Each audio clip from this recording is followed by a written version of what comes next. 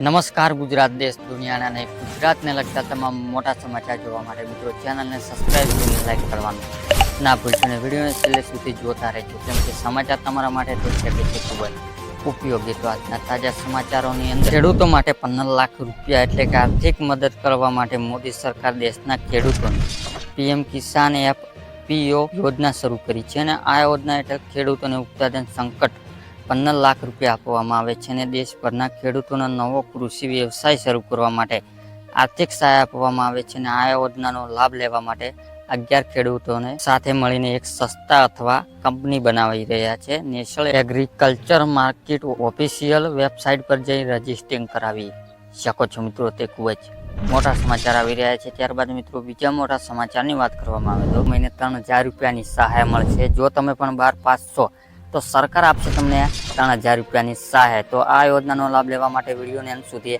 જોતા રહેજો અને તમારા મિત્રોને શેર કરવાનું ના ભૂલશો મિત્રો. એટલે કે રોજગાર સંકલ્પ સહાય યોજના અંતર્ગત દરેક વિદ્યાર્થીઓને પુરુષ અને સ્ત્રીને બંને દર મહિને 3000 રૂપિયાની સહાય આપવામાં આવે છે. જ્યારે આ સહાય યોજના લાભ લેવા માટે તમારી વાર્ષિક 4 લાખ રૂપિયા ઓછી હોવી જોઈએ અને તમારા ઘરમાં કોઈ સરકારી નોકરી ન હોવું જોઈએ અને તમારે 12 પાસ હોવું જોઈએ. જ્યારે આ યોજનાનો લાભ લેવા માટે તમારે એક ઓનલાઈન ફોર્મ ભરવાનું રહેશે મિત્રો. તે ખૂબ જ મોટા સમાચાર આવી રહ્યા છે. ત્યારબાદ મિત્રો બીજા મોટા સમાચારની વાત કરવામાં આવે તો ગરીબોને મળશે 10,000ની ભેટ. એટલે કે ગુજરાતના દરેક ખેડૂત માટે મજૂરો અને મધ્યમ વર્ગના પરિવારો માટે ગુજરાત સરકાર આપે રાહતના સમાચાર મિત્રો. હવેથી જનધન યોજના ખેડૂતોને મજૂરો અને મધ્યમ વર્ગના પરિવારો માટે 10,000 બેંકમાં વોટ આપવામાં આવશે અને જ્યારે આ 10,000 રૂપિયાની સહાય મેળવવા માટે જનધન બેંક એકાઉન્ટ હોવું ફરજિયાત જોશે મિત્રો. જ્યારે આ પહેલા આ યોજના હેઠળ 5,000 રૂપિયાની સહાય આપવામાં આવે છે મિત્રોને તેને વધારીને હવે 10,000 રૂપિયા કરવામાં આવી છે મિત્રો. તે ખૂબ જ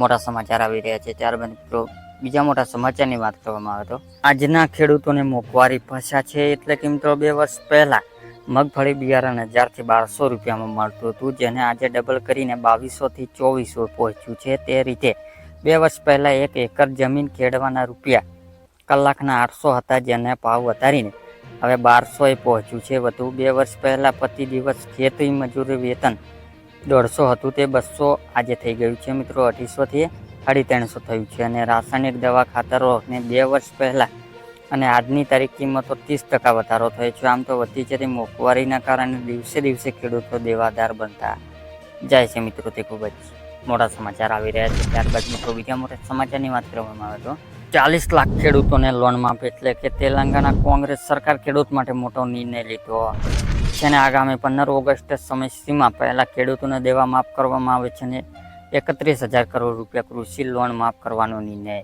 મંત્રીમંડળ દ્વારા મંજૂરી આપી દેવામાં આવી છે મિત્રો. જે બાદ કોંગ્રેસ નેતા રાહુલ ગાંધીએ એક્સ પર પોસ્ટ કરી કહ્યું હતું કે જે છે તે કરી બતાવ્યું છે અને આજે અમારી નિયમિત છે અને 49 લાખ વધુ ખેડૂતોને માફ કરવામાં આવ્યું છે મિત્રો. તે ખૂબ જ મોટા સમાચાર આવી રહ્યા છે. ત્યારબાદ મિત્રો બીજા મોટા સમાચારની વાત કરવામાં આવે તો મોબાઈલ ખરીદવા માટે પૈસા મળશે. એટલે કે જો તમે પણ મોબાઈલ લઈ લીધો હોય અથવા લેવાનો હોય મિત્રો તો ગુજરાત સરકાર આપશે તમને 6,000 રૂપિયાની સહાય. સ્માર્ટફોન સહાય યોજના અંતર્ગત 6,000 રૂપિયા મોબાઈલ લેવા માટે સહાય આપવામાં આવે છે અને મોબાઈલ લઈ લીધો હોય અથવા તો લેવાનો હોય બંને કેસમાંથી આ સહાય મળવા પાત્ર થશે. જ્યારે આ યોજનાનો લાભ લેવા માટે તમારે એક ઓનલાઈન ફોર્મ ભરી સબમિટ કરવાનું રહેશે અને થોડાક દિવસ માટે તમે કરેલી અરજી જ્યારે એપ્રુવલ થશે ત્યારે તમારા ખાતામાં 6,000 રૂપિયા જમા કરવામાં આવશે મિત્રો. તે ખૂબ જ મોટા સમાચાર આવી રહ્યા છે.